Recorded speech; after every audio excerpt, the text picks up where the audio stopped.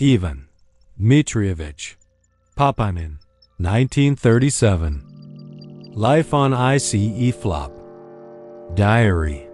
Part 1. To the North Pole. Instead of a preface. After the Soviet people successfully began to develop the Northern Sea Route, the polar explorers faced another urgent problem: to reveal the secrets of the North Pole region.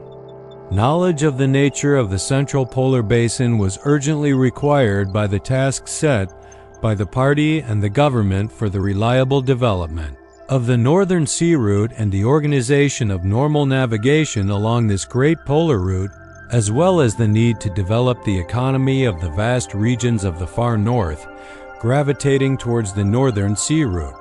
Without studying the hydrological regime of the waters and currents of the Arctic Ocean, without knowing the patterns of ice drift and synoptic processes in the Central Arctic, it was impossible to make any reliable long-term forecasts of ice conditions and weather in the marginal Arctic seas along which the Northern Sea Route runs.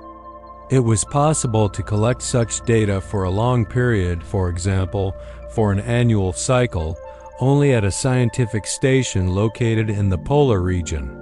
Most polar explorers shared the opinion that there was no solid land there and that such a station should be created directly on the surface of the sea ice that completely covered the Arctic Ocean in high latitudes. Thus, life itself put forward the idea of organizing a drifting scientific station on the ice of the polar region. The creation of such a station meant a new stage in the offensive of the Soviet people on the harsh nature of the Arctic. This idea arose long before the organization of the first drifting station, North Pole. It was expressed by many scientists and polar explorers. Academician O.Y. Schmidt quite rightly notes that it is impossible to attribute to this or that individual the initiative to raise the question of creating a drifting station in the North Pole region. This was the common dream of all polar explorers. For example, long before our expedition, the famous Norwegian Arctic explorer Fridtjof Nansen expressed the idea of the expediency of landing scientists on the ice in the North Pole area and organizing stationary long-term work there, using the drift of ice fields.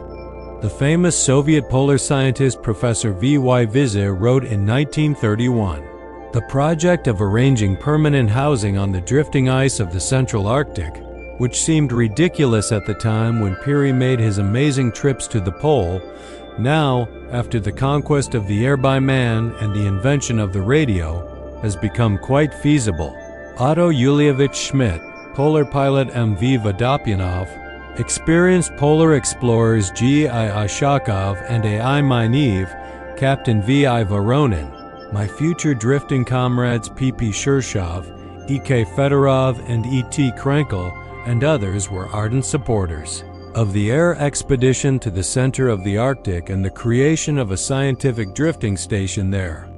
The Chelyuskin epic of 1934, when dozens of people were forced to live in the Arctic on sea ice in winter and were then taken from there to the mainland by our wonderful pilots, the first heroes of the Soviet Union, practically proved the feasibility of landing aircraft on ice and creating a long-term station on drifting ice. It is quite understandable that before proceeding to develop a plan for such an expedition, we carefully studied the history of the issue. The attack on the North Pole was a logical consequence of the long historical process of man's conquest of the polar regions, his gradual advance further and further into the undeveloped regions of the Arctic, and the transport development of the Northern Sea Route. In our country, the Arctic regions occupy an important place. According to the figurative expression of Admiral Makarov, Russia is a building facing the Arctic Ocean with its main facade. Therefore, the great interest that the Russian people have shown in the Arctic throughout the history of the Russian state is absolutely natural. A review of the activities of the Russian people in the Arctic in the pre-revolutionary period speaks quite convincingly of the enormous forces and energy expended by the best representatives of the Russian people on the conquest and development of the Arctic regions. A review of the activities of the Russian people in the Arctic in the pre-revolutionary period speaks quite convincingly of the enormous forces and energy expended by the best representatives of the Russian people on the conquest and development of the Arctic regions. But in most cases, these were the exploits of loners. The Tsarist government, its ministers and senior officials most often remained deaf to the persistent proposals of the leading people of Russia to penetrate the Arctic more boldly, and buried more than one carefully developed project of the Arctic expedition.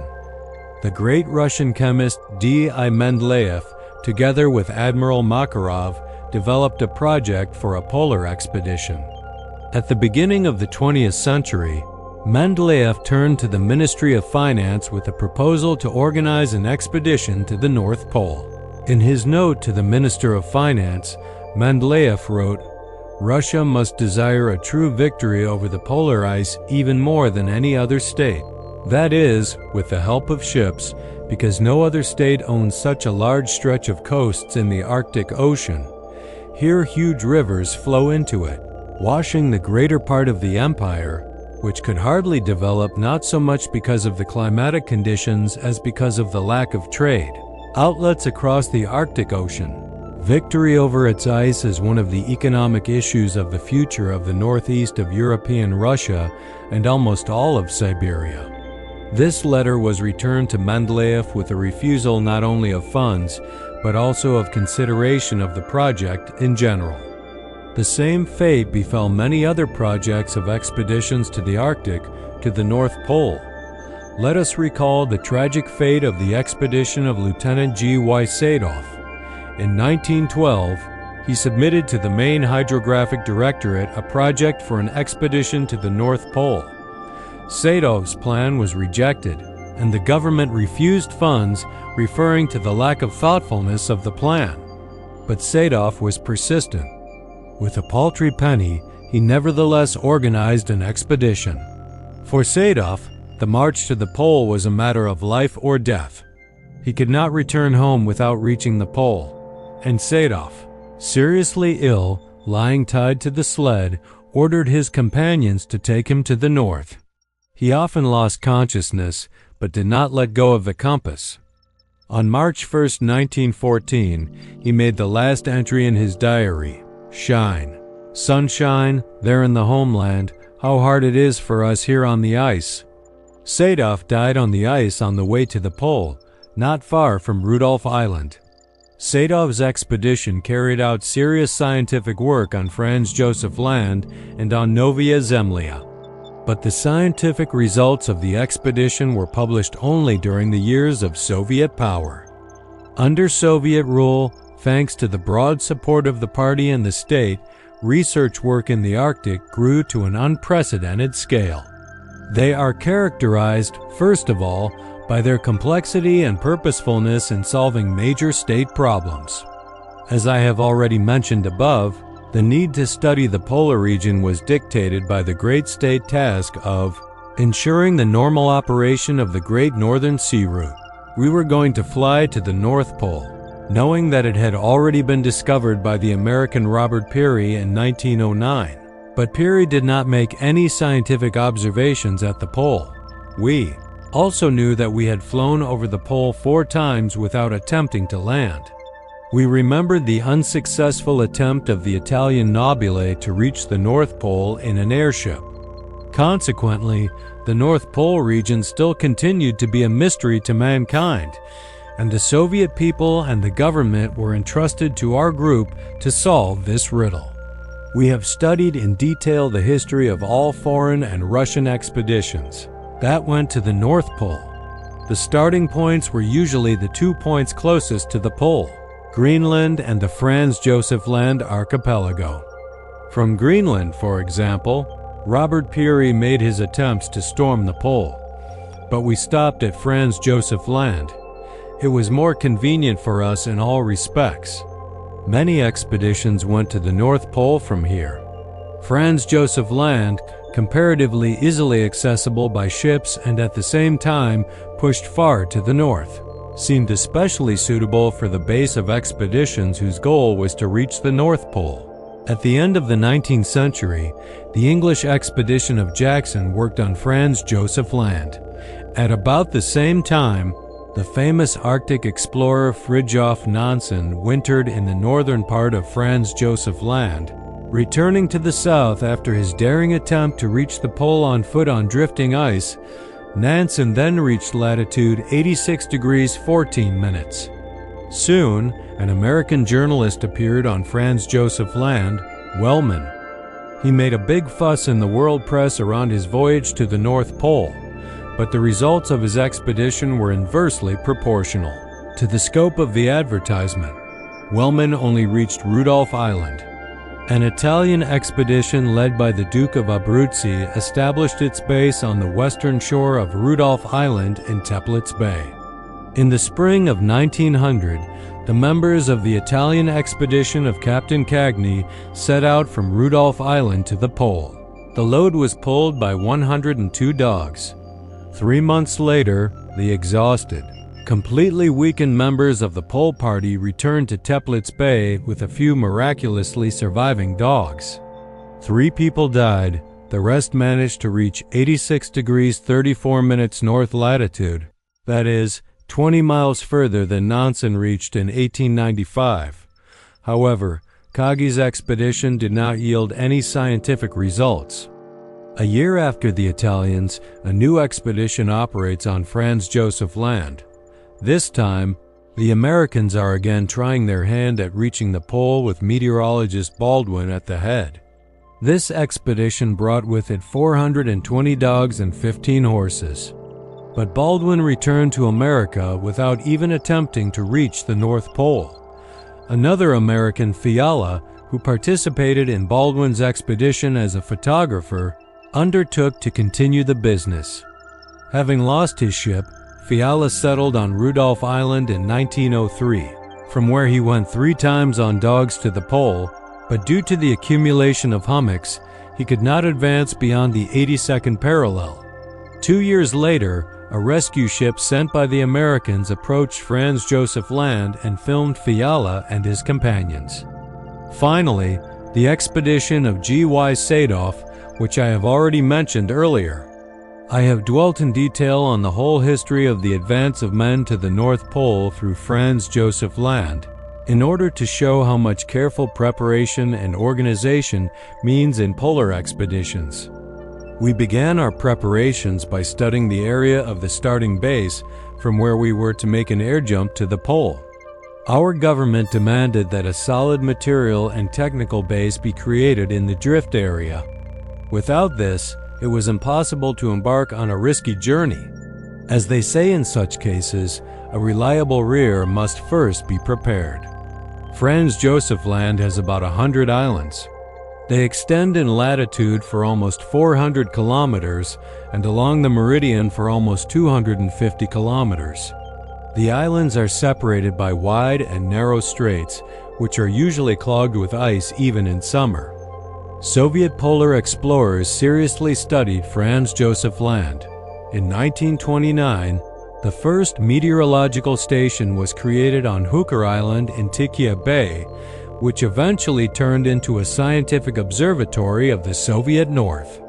I had to work with Evgeny Fedorov for 15 months in Tikhia Bay in 1932-1933. For the first time, a small polar station consisting of 4 people was organized on Rudolph Island in 1932. However, a year later, these 4 people were taken to the mainland. From then until the beginning of preparations for our expedition, there was no one on the island, and the polar station was in a state of conservation.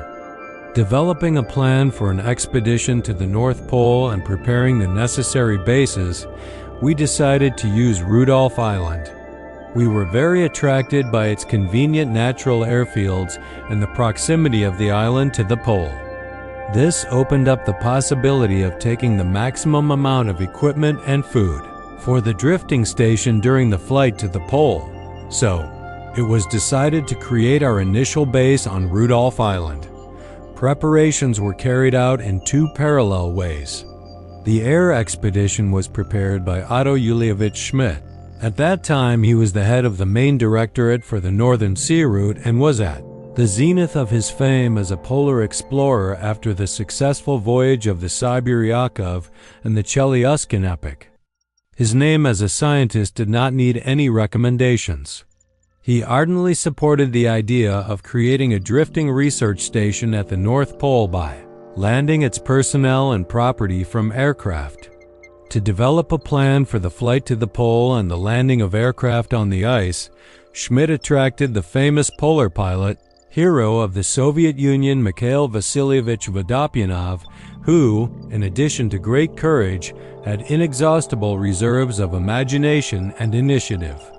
Vodopyanov warmly responded to Schmidt's call, and further events showed that Otto Yulievich had made the absolutely right choice. It should be borne in mind here that by this time Soviet pilots had already accumulated sufficient experience in landing light reconnaissance aircraft on ski landing gear on drifting ice, but no one knew what ice would be encountered at the North Pole and whether there would be a large enough flat field to safely land a heavy aircraft with a full load. More and more new specialists were gradually involved in the preparation of the air operation.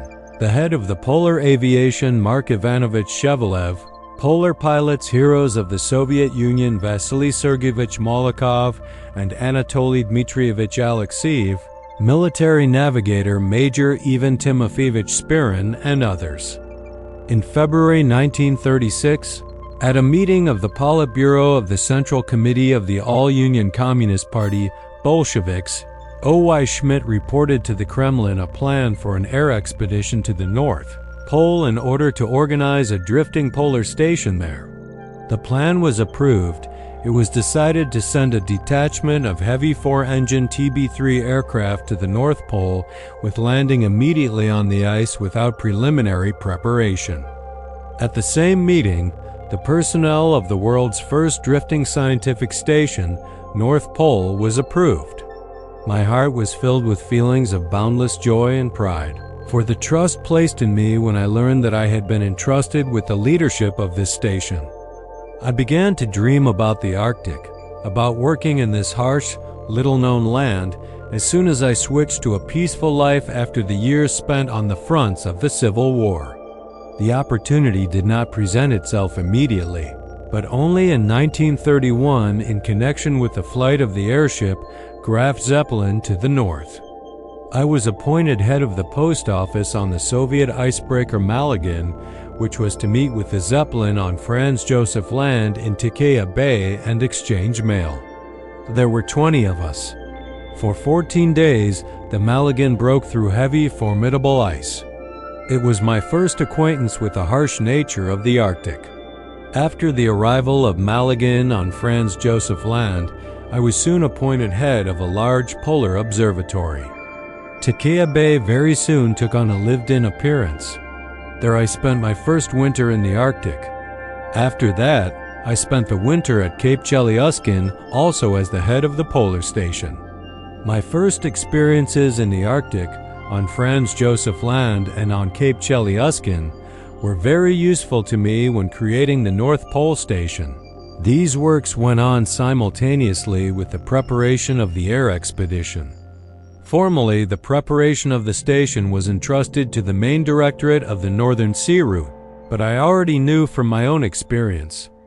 Only then success is guaranteed if you do everything yourself.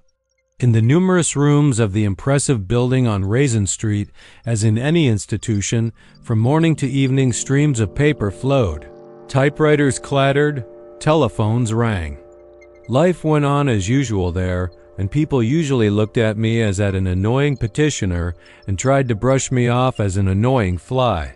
And I had to sit for hours in the reception rooms of big and small bosses to sign some paper.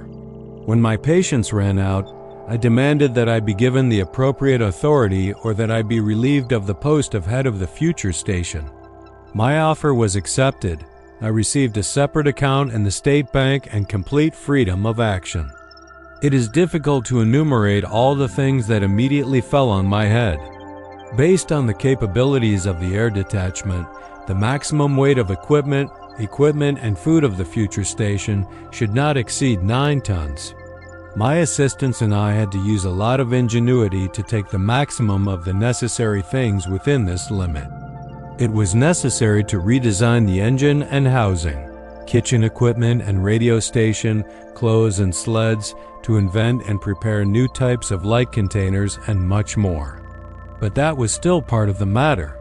9 tons were still not a God knows what cargo.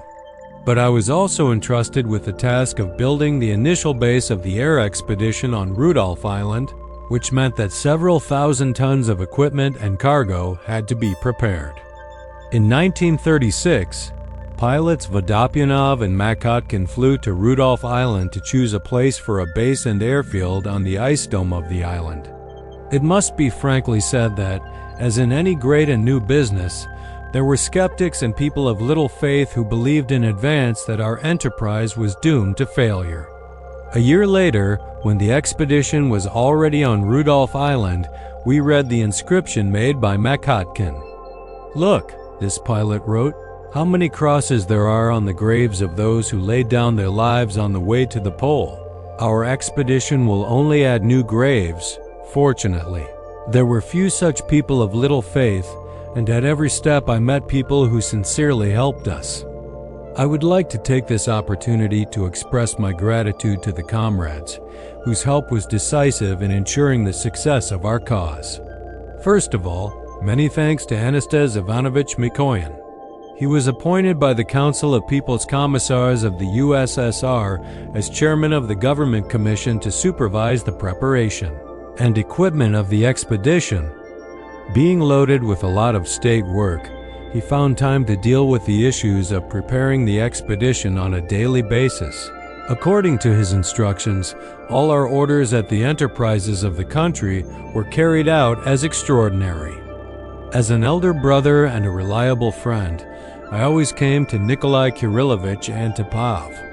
I knew him closely for many years. I worked under his leadership when Nikolai Kirillovich was the People's Commissar of Posts and Telegraphs of the USSR. In 1936–1937, Antipov held the high post of chairman of the Commission of Soviet Control of the USSR and at the same time was deputy chairman of the Council of People's Commissars of the USSR, and he used the power given to him by the people and the party to destroy bureaucratic obstacles that often arose in our path. How can we not remember with a kind word a wise man with the stern face of a soldier and a sensitive heart of a friend? Deputy People's Commissar of Defense of the USSR, Marshal of the Soviet Union Sergei Sergeyevich Kamenev, who passed away in 1936 at the height of his talent. Sergei Sergeyevich played a big role in my fate as a polar explorer. It was he, being the chairman of the Arctic Commission under the Council of People's Commissars of the USSR, who recalled me in 1932 from my studies at the Planning Academy and sent me to Franz Josef Land as the head of the polar station in Tikhia Bay. In 1928 to 1936, SS Kamenev played a leading role in organizing the study of the Arctic. Sergei Sergeyevich always willingly responded to our requests if we needed help and advice from military specialists or needed to receive any property from the P. responded to our requests. If we needed help and advice from military specialists or needed to receive any property from the specialists or needed to receive any property from the warehouses of the military department. To our common grief, death carried him away in the midst of preparations for the expedition. In the difficult and intense months of training, I always received support and help from my old friends, polar explorers, with whom I became friends with working at polar stations. They were headed by the head of the Polar Directorate of the Main Directorate of the Northern Sea Route, Ivan Alexandrovich Konasov, and his deputy Boris Mikhailovich Mikhailov, former Baltic sailors, communists who came to develop the Arctic on a voucher from the Central Committee of the party. The most experienced polar radio operator Konstantin Andreevich Reshepkin trained me in radio communication, and the enthusiastic polar scientist, hydrographer, now Doctor of Geographical Sciences Sergei Dmitrievich Lapo taught me the basics of astronomy. My colleague in wintering on Chelyuskin and Franz Josef Land, a young talented polar hydrologist Yakov Solomonovich Libin, gladly agreed to be the head of the base on Rudolph Island. I have not yet told you about the bread and salt with whom I was to share, the anxieties and the joys of living long in a tent on the ice in the Central Arctic. At the beginning of preparations for the expedition, the personnel of the North Pole Station had already been determined. Its staff consisted of 4 people: Pyotr Petrovich Shirshov and Evgeny Konstantinovich Fedorov, scientists, radio operator Ernst Theodorovich Krenkel, and myself. Hydrobiologist Pyotr Shirshov and magnetologist astronomer Evgeny Fedorov were known to me as hardworking, talented, brave, persistent people who knew the conditions of the Arctic very well. Despite their youth, these 2 Soviet scientists were not new to the Arctic. They took part in the northern campaigns, in the work of polar stations, and therefore their inclusion in the drifting expedition was met with approval by everyone. I knew no less Ernst Krenkel, a tireless Arctic radio operator, who became famous all over the world during his voyages in the Central Polar Basin and in his work at polar research stations. However, there was another participant in the North Pole Station, the famous polar oceanographer Vladimir Yulievich Weiss. As early as 1912-1914, V.Y. Wiese took part in the historic expedition of G.Y. Sadov to the North Pole, and by the time of our expedition he had become one of the most authoritative polar scientists. But the inexorable medical commission rejected Vladimir Yulievich due to heart disease, and thus the implementation of the research program in hydrology fell on the shoulders of hydrobiologist P.P. Shirshov, who was actively helped by the rest of the drift participants. When preparing our station, we often used the valuable advice and consultations of V.Y. Weiss. Most of all my future comrades. I knew E.K. Fedorov, then a very young man, a Komsomol member. We worked together in 1932-1933 on Franz Josef Land in Takea Bay, where I was the head of the polar station at that time, and in 1934 we left with him for Cape Chelyuskin, where we worked until 1935. I knew Shirshov and Krenkel in absentia from the stories of my fellow polar explorers. The reviews were the best, and I did not hesitate to include them in the list of members of our small team. Later, working on an ice floe, I more than once expressed my satisfaction with the composition of the expedition. We all lived amicably, did not be capricious, avoided unnecessary friction, helped each other as befits Soviet people. Everyone, of course, has his own weaknesses and his own individual human qualities, but nothing prevented us from carrying out a large-scale program of scientific work, which was entrusted to us by Soviet science and our government. Even during the preparation of the expedition, we distributed the roles. Pyotr Shirshov and Evgeny Fedorov were engaged in supervising the production of scientific equipment, and I was engaged in all the other equipment. Ernst Krenkel joined the preparation of the station later than we did, since he was wintering in the Arctic at that time. Upon his return, he took up radio equipment. The root of all the failures of most polar expeditions lies in their poor preparation and, first of all, in the poor organization of the food supply. How many expeditions were in poverty precisely because of the lack of food? Fridtjof Nansen, who drifted in the Central Polar Basin on the ship Fram, prepared food for his expedition for a very long time and carefully. Nansen believed that the greatest evil of all polar expeditions was scurvy. Therefore, food was loaded on board the Fram to prevent this disease.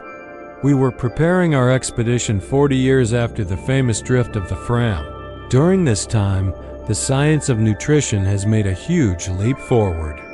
Preparing for the expedition, we had the old scientific ideas that there is no life at the pole, there are no living beings. Consequently, they could not count on hunting on fresh meat, which usually helps a person to fight scurvy during a long stay in the Arctic. When preparing products for our station at the Institute of Catering Engineers, the following goals were pursued.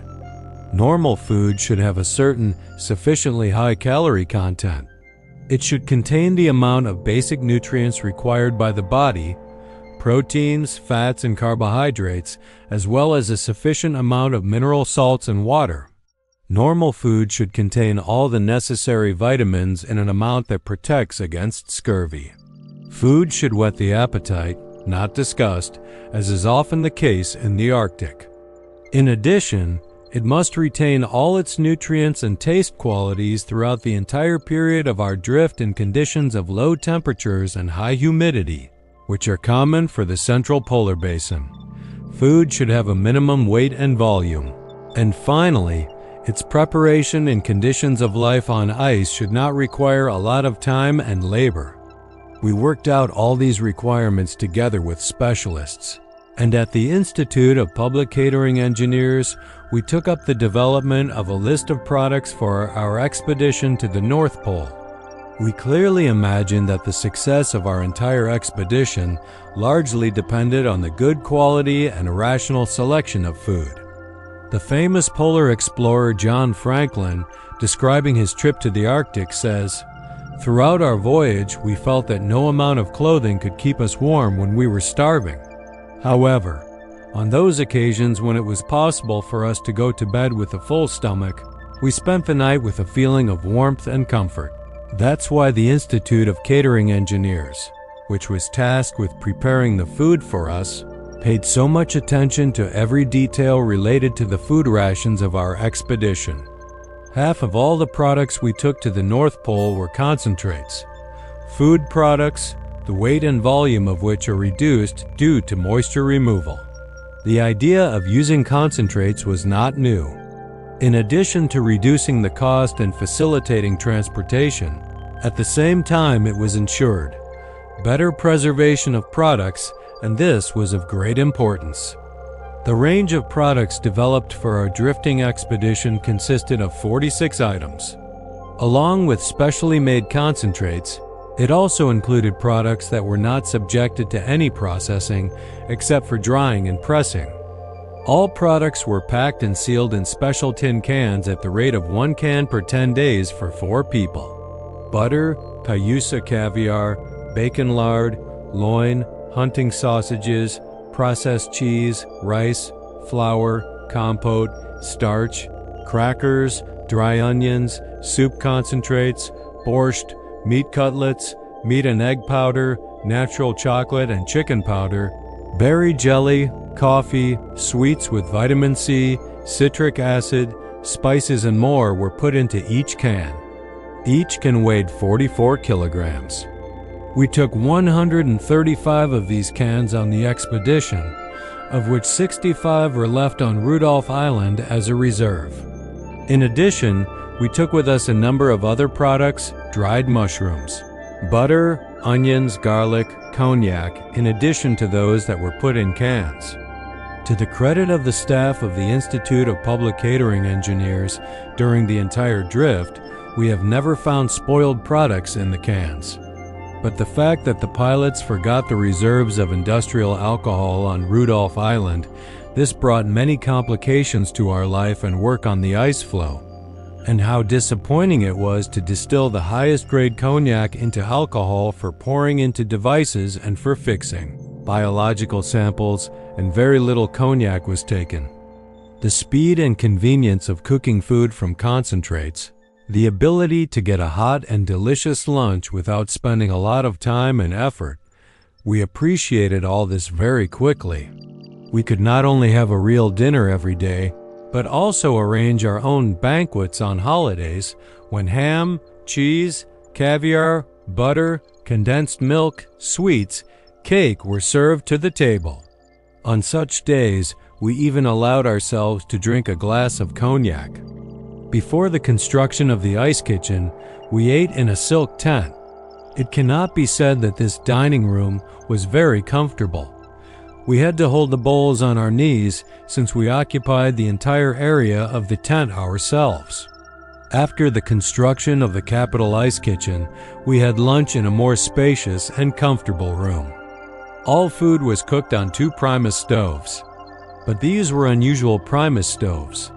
They had a tank that could hold up to 12 liters of fuel, which freed us from the need to add kerosene every day. We also had foreign Primus stoves, but the best were domestic ones made in Tula. All kitchen utensils were made of aluminum and plastic mass in compliance with 3 principles: lightweight, small volume, high strength. To save space, pots, pans, cups, mugs were made in such a way that one item fit into another. Only we took both aluminum and wooden spoons.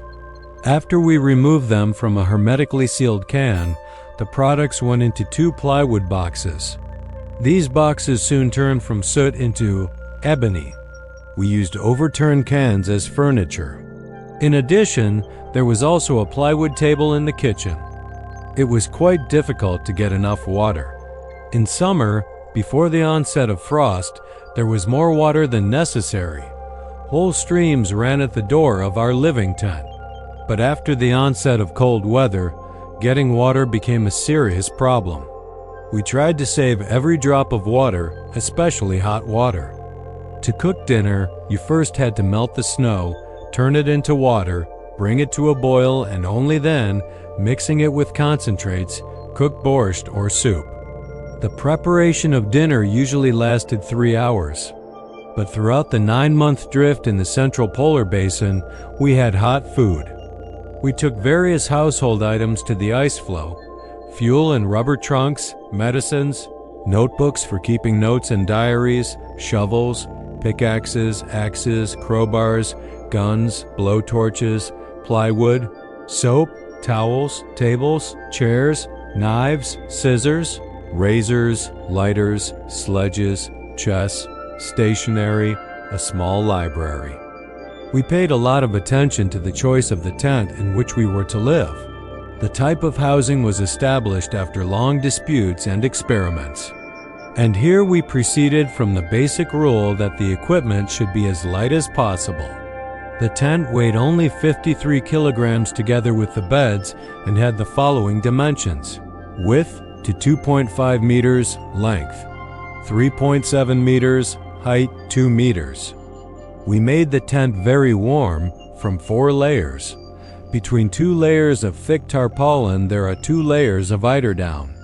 A vestibule was attached to the tent because without it, when the door was opened, the wind would blow out the heat. The floor was inflatable. The thickness of the air cushion that separated it from the ice was 15 centimeters. Beds in 2 tiers, like in a compartment of a railway car. The frame of the tent is made of duralumin pipes. This tent was made with great love at the caoutchouc plant. Our clothes consisted of silk and woolen underwear, woolen suits, socks, stockings made of dog fur, fur boots, felt boots with galoshes, pants and shirts made of reindeer skins, hats with ear flaps made of wolverine fur, woolen mittens and fur mittens, fur and down overalls, leather boots, leather coats, canvas raincoats, militsa. We were provided with wolf fur sleeping bags and silk eiderdown bags. In addition, we took backpacks, sleds made according to special drawings, 2 clipper boats, 2 kayaks. We had to come up with the styles of our clothes ourselves, striving to make them comfortable and warm. According to our sketches and instructions, the tailors prepared a supply of clothes for us. On the Ice Floe, we changed it about once every 2 months. We also had shoes of various kinds. We had wading boots, large felt boots, good strong torbasses. There were stocks of cologne, razor blades, toothbrushes, but we used them no more than 3 or 4 times during the 274 days of drifting. The total weight of our equipment was 9 tons. By weight, the cargo was distributed as follows in tons: 3.5 food, 2.5 fuel for Primus stoves, lamps, and motor, 0.7 various scientific instruments, 0.5 radio station. 0.5 power device. 1.3 miscellaneous equipment, tents, polar clothing, household equipment, boats, sleds. In addition, 1 ton was the weight of the station participants and their personal belongings. All this equipment was very different from generally accepted standards, prepared specifically for our expedition. In short, it was unique. It was made with great love and enthusiasm, and then during the drift we more than once remembered with gratitude the modest Soviet workers who helped us provide the drifting station with everything we needed. I would like to dwell in a little more detail on the creation of the initial base of the expedition on Rudolph Island. As I have already said, the organization of this base was entrusted to me. All the cargo for our station, for the base on Rudolph Island, and for the basing and flights of the air detachment was loaded into the holds. And on the decks of 2 vessels, the ice-breaking steamer Ruzanov and the steamer Herzen. They carried the scientific equipment of our expedition, food procured in Moscow, fuel for aircraft, oil for engines, all kinds of spare parts, building materials for the construction of a station on Rudolph Island. The heavy ice that cluttered the northern part of the Barents Sea and the Straits between the islands of Franz Josef Land made the Ruzanov voyage very difficult, and it was necessary to circle in search of detours. Twice we approached Rudolph's Island and were forced to retreat as all the approaches to the island were clogged with ice. At last, on the 3rd attempt, we found a peculiar bay in the wide ice-fast ice that surrounded the whole island, and there with great difficulty we managed to unload the steamer. Leaving the carpenters and mechanics on the shore of Rudolph Island, we sailed to Tikhia Bay, where the steamer Herzen, which had arrived from Arkhangelsk, was already moored, delivering the rest of the cargo necessary for the construction of a base on Rudolph Island. Having quickly loaded this property into its holds and replenished its coal reserves, the Ruzanov set off again. Soon we were again standing at the familiar ice. Our tractors were transporting new cargo to the shore. The construction of the base was in full swing on the island. The crew of the steamer actively helped the polar explorers. With great warmth, I now remember M.V. Strekalovsky, the captain's mate for the political part of the Ruzanov. He was the soul of the team of sailors and showed himself to be an excellent organizer. In a short time, a whole town was built on the deserted, gloomy shore of the island. 2 large residential buildings with 8 rooms each, a kitchen and a wardroom, a radio station with a capacity of 300 watts, a radio beacon and a garage, a bathhouse, 2 technical warehouses, a food warehouse, and a cattle yard. Rudolph Island is completely covered with a centuries-old ice shell. The polar explorers prepared here a good airfield with fuel supplies and a house, which was transported from place to place by a tractor. Thus, in 1936, a new large polar station appeared on the map of the Arctic, the northernmost in the world. Rudolph Island became a reliable base for flights to the North Pole. 24 people remained to work on it, led by an experienced organizer Weiss Leben. The polar explorers of Rudolph Island have always maintained regular contact with Moscow.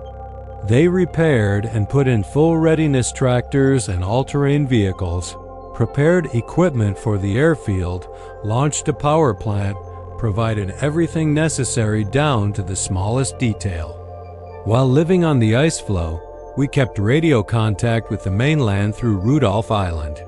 All the equipment was successful, the preparation well thought out, and we said afterwards that if we had to prepare such an expedition again, very little would have to be changed in the character of the equipment. Such are the conclusions to be drawn from the experience of our expedition. The success of this expedition is the result of thorough, painstaking preparation, when all sorts of accidents and whims of the Arctic nature were foreseen. We faced difficulties and obstacles, but the main difficulty was not in the formidable nature of the Arctic. It did not stand as an ice barrier for explorers of unknown latitudes. The barrier that frightened and repelled many researchers in those years was the belief that airplanes could not land on the ice of the North Pole. There was a traditional view of the pole as a dead desert where there are no animals or birds, where there are no living organisms in the ocean, where scientists have nothing to do. While we were preparing our station and base on Rudolph Island, the pilots and aviation specialists also did not sit idly by and launched a wide front to prepare an aviation detachment for a flight to the pole. In February 1937, O.Y. Schmidt made a new detailed report to the government, and we were given the go-ahead. The best forces of polar aviation were involved in the first Soviet high-latitude air expedition, which went down in the history of the Arctic under the code name Sever 1. M.I. Shevelev, head of the Polar Aviation Directorate of the Main Directorate for the Northern Sea Route, I.T. Spirin was appointed the flagship navigator of the expedition. M.V. Vodopyanov was appointed commander of the air detachment and pilot of the lead aircraft. V.S. Molokov, A.D. Alexeyev and I.P. Mazurek were the commanders of the three remaining TB-4 heavy aircraft, and P.G. Golovin was the commander of the reconnaissance aircraft. It should be noted that Vodopyanov and Molokov were already heroes of the Soviet Union from among the very first 7 heroes. This title was introduced in 1934, after the Chelyuskin epic.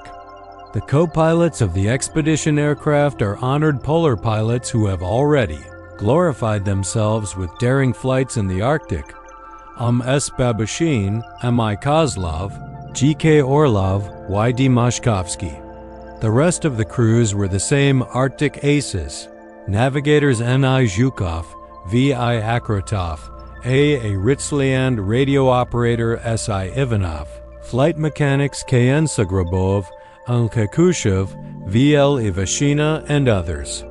All these names are inscribed in golden letters in the history of the Arctic. The start of the air expedition was given on March 22, 1937.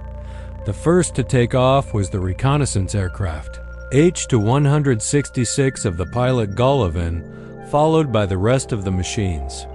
On the 5 planes of the expedition there were 43 people, the main composition of the expedition. The weather was unusually unfavorable for the flight. At first, it delayed the departure of the air detachment from Moscow almost until the end of March, and then erected obstacles on the way to the pole. Having landed on the way for refueling at the intermediate airfields of El and Arkhangelsk and Narian Mar, we flew to Rudolph Island only on April 18th. We were stuck there for a whole month. The forecaster of the expedition, B.L. Georgievsky, stubbornly guarded the flying weather, but there was still none. However, taking advantage of the appearance of windows, Golovin made several reconnaissance flights, and on May 5th he flew even over the pole. This flight was extremely important, since Golovin was able to see the nature of the ice cover in the area of the pole.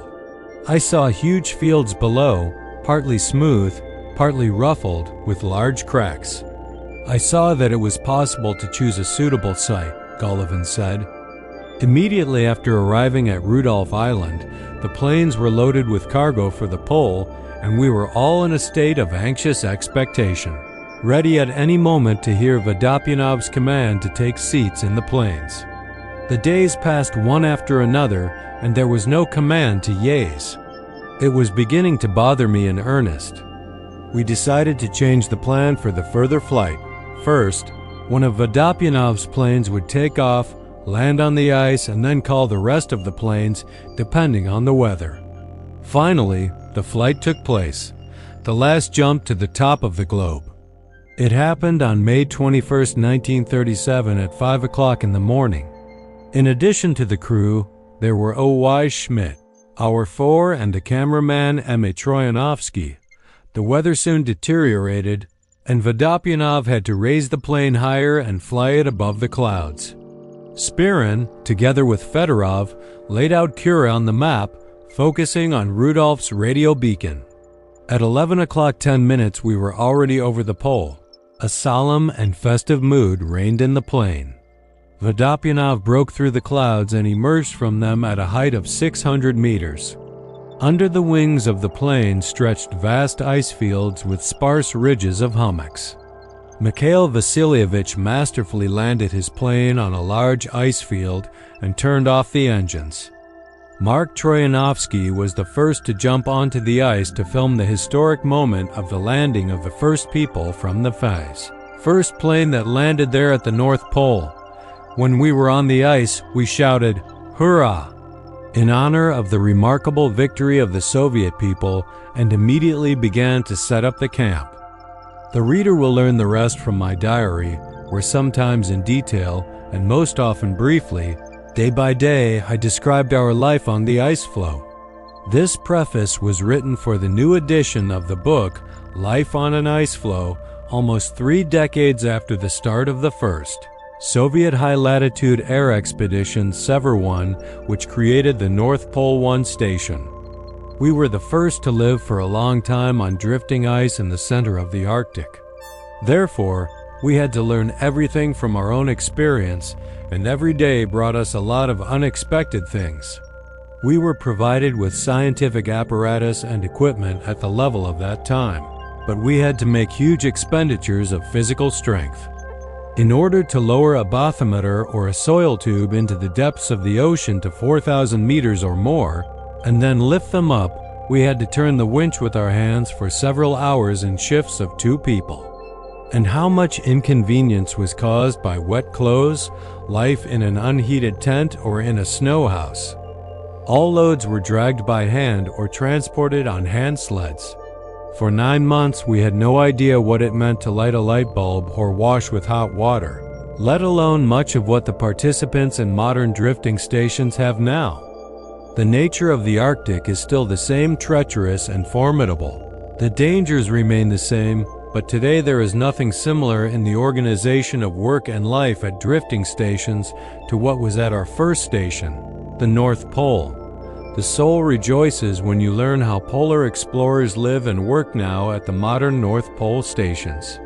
The most important thing is that they are spared huge costs of exhausting physical labor. They have at their disposal a wealth of technology. All processes are mechanized, and many of them are automated. Modern drifting stations have power plants, tractors, all-terrain vehicles. Polar explorers live in comfortable prefabricated houses. They have an abundance of gas and electricity. The collection of hydrological, meteorological, and geophysical data is automated as much as possible. The instruments descend into the depths of the ocean and rise back up with the help of a mechanical winch, which is driven by a portable motor. Many devices are equipped with recorders. Continuous recordings of changes and disturbances of physical fields in the areas under study are made on paper or tape. Airplanes and helicopters are always on duty in order to immediately provide assistance to the polar explorers in case of disaster. Drifting stations are often visited by planes from Moscow and Leningrad. They bring fresh food, vegetables, and fruits. Planes deliver to the North Pole fresh newspapers, magazines, new literature, letters from relatives, and even recorded voices of loved ones. And now the teams of the SP stations are drifting not in 4 people, as we used to have, but in 12-15 people. All this is correct. This is how it should be. In any place, a person should be freed from unproductive labor as much as possible in order to spend most of his time and energy on useful work. We were the first and proud to have paved the way for further exploration of the Central Polar Basin. What the scientists of the capitalist countries considered impossible was successfully accomplished by the Soviet people. The reasons for our successes are convincingly explained in the simple words of the all-Union headman Mikhail Ivanovich Kalinin. Presenting government awards to the participants of the expedition to the North Pole, M.I. Kalinin said, "What conditions and material prerequisites contributed to your success? The first is the socialist state. Our state has created the maximum possible material conditions to achieve this victory. It followed your actions unceasingly. It instilled in you the feeling that the power of many millions of people would come to your aid, as was the case with the Chelyuskin. The second is the Communist Party. Who knows how to charge people with the greatest pathos and confident courage, and a sense of the greatest inner strength, so necessary in solving the greatest problems. That is why it can be said with confidence that not a single such expedition in the conditions of the capitalist world could and cannot have such opportunities as our heroes have. I am often asked about the fate of my fellow drifters. Here are a few words about them. To our great grief, in 1953, a talented scientist, academician Pyotr Petrovich Shirshov, died. He did a lot for the development of Soviet marine science. He was the organizer and first director of the Institute of Oceanology of the Academy of Sciences of the USSR and led it until his death. P.P. Shirshov carried out a lot of state work and for several years held the post of Minister of the Navy. I have the closest cordial friendship with the other two comrades. We often meet and remember the days spent on the ice field in the darkness of the polar night. Geophysicist E.K. Fedorov continues to conduct fruitful scientific work. He is also an academician. For several years he worked as the Chief Scientific Secretary of the Presidium of the USSR Academy of Sciences, and now he is the head of the Main Directorate of the Hydrometeorological Service under the Council of Ministers of the USSR. Our tireless radio operator, E.T. Krenkel, continues to work in the field of radio communication development. He is a researcher at one of the institutes of the Main Directorate of the Hydrometeorological Service and works in the field of radio application in the Weather Service. E.T. Krenkel has been the head of the Soviet Society of Shortwave Radio Amateurs for many years, and there is no corner of the globe with which E.T. Krenkel would not keep in touch with radio amateurs on his short-wave transmitter. To this day, the heroic pilots who participated in the landing of our expedition on the ice in the North Pole area are also alive. Heroes of the Soviet Union M.V. Vodopyanov, Adi Alexeyev, V.S. Molokov, and I.P. Mazurek drove heavy aircraft over the ice of the Arctic and the green expanses of our motherland for many years. But they had to leave the controls of their aircraft and move to groundwork in the field of aviation. Now they train young pilots, passing on their rich experience to them, and V. Vodopyanov is engaged in literary creativity. The Arctic has now become a lived-in outskirts of our great motherland. Hundreds of ships pass along the northern sea route every year. Large industrial centers have grown in the Arctic. Cities and settlements have been built. The natural resources of the Arctic play an increasingly important role in the national economy of our motherland every year. All this was done by ordinary Soviet people who, at the call of the great Communist Party and the Soviet government, went to this land to develop it and glorify our beloved motherland with their work. This edition of my diary comes a quarter of a century after the previous 4 editions. Undoubtedly, I had to make some adjustments. Some lines of a purely personal nature, which are now of no interest to the reader, have been excluded. In the text of the diary, some documentary data that were not included in the first editions are restored. All these corrections have been made in limited amounts, and they, in the author's opinion, do not affect the main material of the diary, which tells about the life of 4 polar explorers on the Ice Floe, but only contribute to a better perception of this material. If the readers of the first editions of Life on an Ice Floe were contemporaries of these events, then this edition of the book will be read by people of a new generation, for whom the events in the Arctic of 1937-1938 are distant history, and therefore additional work on the text of the diary was inevitable. Based on these considerations, this introductory chapter has also been rewritten. Twice hero of the Soviet Union, Ivan Papanin, Moscow, July 1965. May. 2-1 May. At 11:35 in the morning, The four-engine airship H-170 landed near the North Poles. Vodopyanov masterfully landed the heavy aircraft on the ice. It is interesting to know, how do they feel about this event there, in their homeland? It is difficult to convey the joy that we experienced, exchanging our impressions, congratulating each other. We immediately began to install our expeditionary radio station. We raised the mast, pitched a tent for Krenkel. We set up a tent for housing and a temporary tent for hydrological work. This is the place where we will live. How long will we spend here? The Ice Floe is quite suitable for organizing a research station.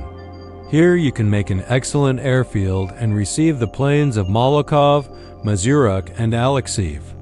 At first, not everything goes smoothly. Our batteries are dead. Krenkel is nervous. I had to recharge the batteries. Only 10.5 hours after landing at the pole did we establish contact with Rudolph Island, made ourselves known, and reported that everything was fine with us. The first message about our well-being and arrival at the goal was sent to the leaders of the party and the government. This radiogram was signed by the head of the air expedition, Otto Yulievich Schmidt. At 11 a.m., for 10 minutes, the USS RH-170 aircraft piloted by Vodopyanov, Babushkin, Spirin, and the chief engineer of Bassein flew over the North Pole. For insurance, we went a little further.